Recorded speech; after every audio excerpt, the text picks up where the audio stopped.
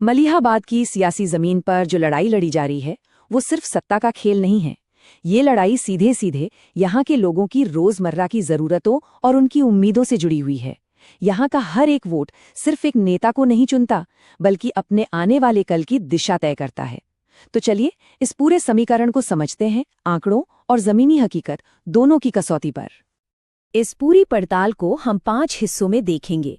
सबसे पहले जमीन पर क्या माहौल है उसे समझेंगे, फिर आंकड़े क्या कहानी कह रहे हैं उसे जानेंगे, इसके बाद यहाँ के चुनावी नतीजों का बदलता मिजाज देखेंगे, फिर आज के मुकाबले की बनावट कैसी है उसे परखेंगे और आखिर में यहाँ जीत हासिल करने की एक मजबूत रणनीति का खाका तैयार करेंगे।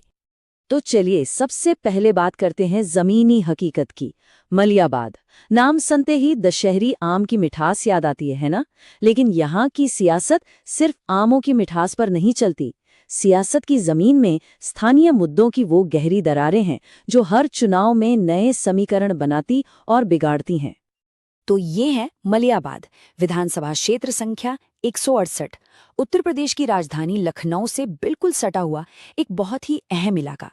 लेकिन ये सिर्फ नक्शे पर एक जगह नहीं है, ये लाखों वोटरों की उम्मीदों और उनकी चुनौतियों का केंद्र है। अब जरा इस नारे पे गौर कीजिए, पक्की सड़क नहीं तो वोट नहीं। ये कोई खोखला जुमला नहीं था, ये 2014 में जानकी नगर गांव के लोगों का एक मजबूत ऐलान था, जब उन्होंने एकजुट होकर चुनाव का बहिष्कार कर दिया था। सोचिए, एक छोटी सी घटना ये बता देती है कि यहाँ के लोगों के लिए बुनियादी सुविधाएं कितनी मायने रखती हैं और उनकी कमी को लेकर गुस्सा कितना गहरा है। तो आखिर वो कौन सी परेशानियां हैं जो यहाँ के चुनावी माहौल को तय करती हैं?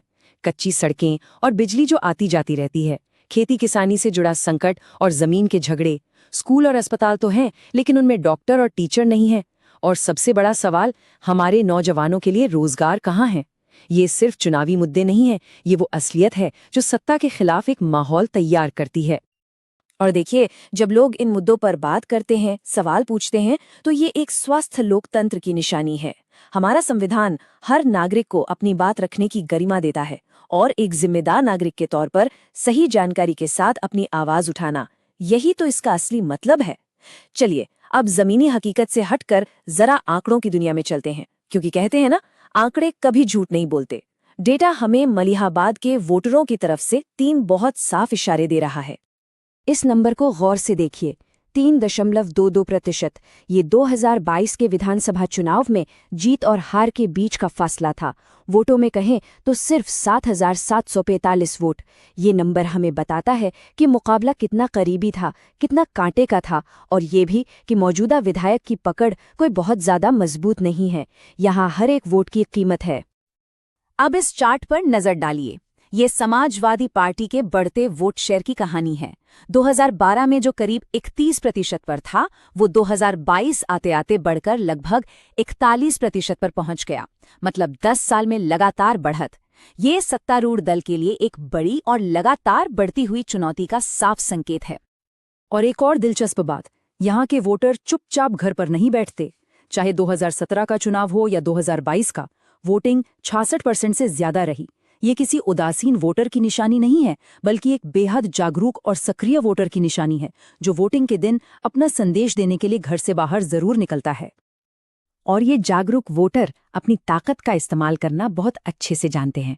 मलिहाबाद का इतिहास गवाह है कि यहाँ वफादारी किसी एक पार्टी के नाम पर लिखी हुई नहीं है, इसे हर चुनाव में जमीन पर उतरकर काम करके कमाना पड़ता है। ये टाइमलाइन इस सीट के बदलते मिजाज को साफ दिखाती है। 1993 से 2012 तक ये समाजवादी पार्टी का एक मजबूत गढ़ था। फिर 2017 में एक बड़ी लहर आई और बीजेपी ने 22,000 से ज्यादा वोटों के भारी अंतर से यहाँ जीत दर्ज की। लेकिन 2022 में क्या हुआ?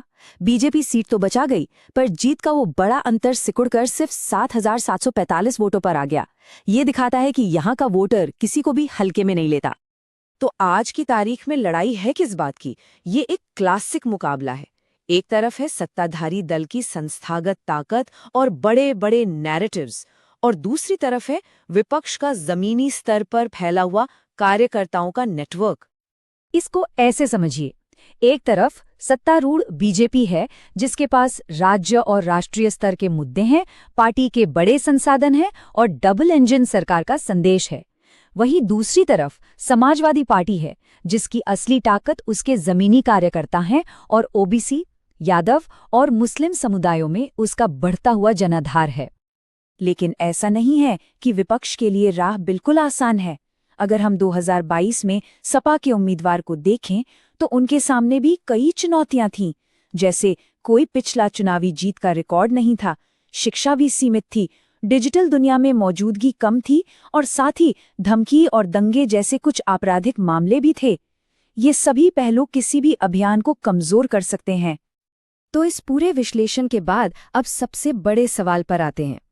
इस सियासी बिसात पर जमीनी हकीकत और आंकड़ों को देखते हुए जीत का रास्ता क्या हो सकता है? जीत का ब्लूप्रिंट क्या है? किसी भी सफल अभियान के लिए ये 5 स्तंभ बहुत जरूरी हैं। पहला, गठबंधन को एकजुट रखना ताकि सत्ता विरोधी वोट बट न जाए। दूसरा, सही इलाकों में घर घर जाकर सीधा संपर्क साधना। तीसरा, पूरे अभियान को सड़क, बिजली जैसे स्थानीय असली मुद्दों पर केंद्रित रखना। चौथा, उम्मीदवार की एक भरोसेमंद किसान भाई जैसी छवि बनाना। और पांचवा, जो सबसे अहम है, अपने कोर वोटरों को मतदान के दिन बूथ तक लेकर आना। और देखिए, जब आप घर घर जाते हैं, लोगों से मिलते हैं, तो उनकी निजता यानी प्राइवेसी का सम्मान करना भी उतना ही जरूरी है। भारत का नया डेटा प्रोटेक्शन कानून भी इसी बात पर जोर देता है कि किसी भी नागरिक की जानकारी उनकी सहमति के बिना इस्तेमाल नहीं की जानी चाहिए। ये सिर्फ एक कानूनी नहीं बल्कि नैतिक जिम्मेदारी भी है। तो अंत में मलियाबाद की वोटर के सामने एक सीधा सवाल खड़ा हो जाता है, क्या ये चुनाव बड़े राष्ट्रीय मुद्दों पर लड़ा जाएगा या फिर उनकी अपनी गली की टूटी सड़क और खेत के पानी की समस्या पर? और यही सवाल हमें इस आखिरी विचार पर छोड़ जाता है, मलिहाबाद में जनादेश का रास्ता क्या राष्ट्रीय वादों की हवा से बनेगा या फिर जमीन पर असल में बिछी गिट्टी और तारकोल से बनी पक्की सड़कों से? अगर आप एक जन केंद्रित नेता बनना चाहते हैं और अपने निर्वाचन क्षेत्र को ऊपर उठाना चाहते हैं तो blueprintstrategies.ai से mgr@blueprintstrategies.ai पर संपर्क करें या 08042041602 पर कॉल करें। Purpose beyond politics.